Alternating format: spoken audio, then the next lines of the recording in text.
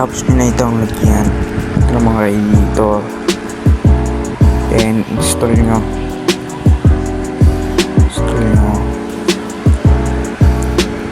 open nyo lang, then allow, then back ulit, then ito, then extract here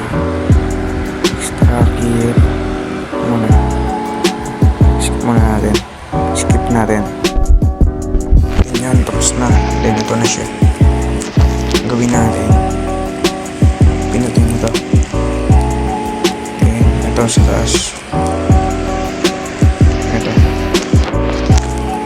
then check and select all, hold nyo to, hold, copy, and ito device, Android, tapos OBB, ito kamok sa, then paste nyo to, ulit, skip natin, okay na siya.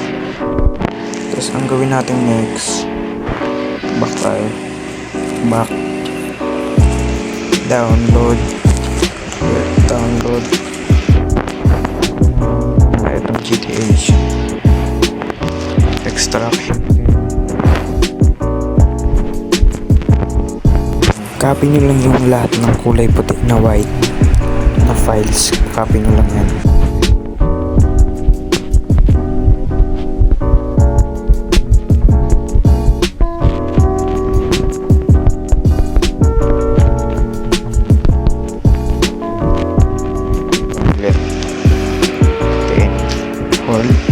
Then copy,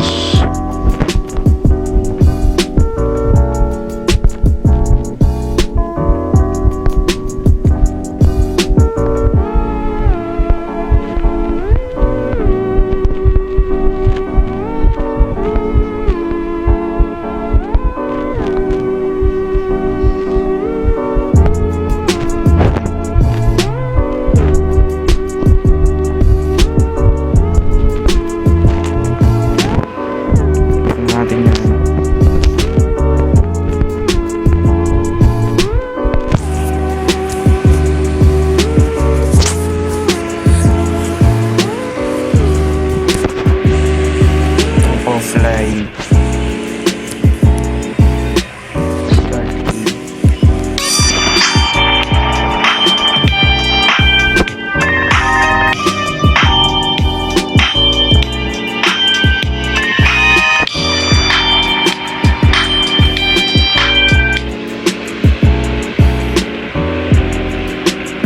na makakapaglaro na kayo niyan.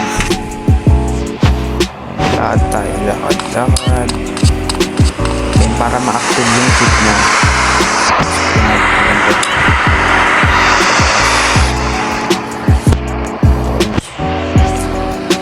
siya skin na agad, diba? Ano mga dali,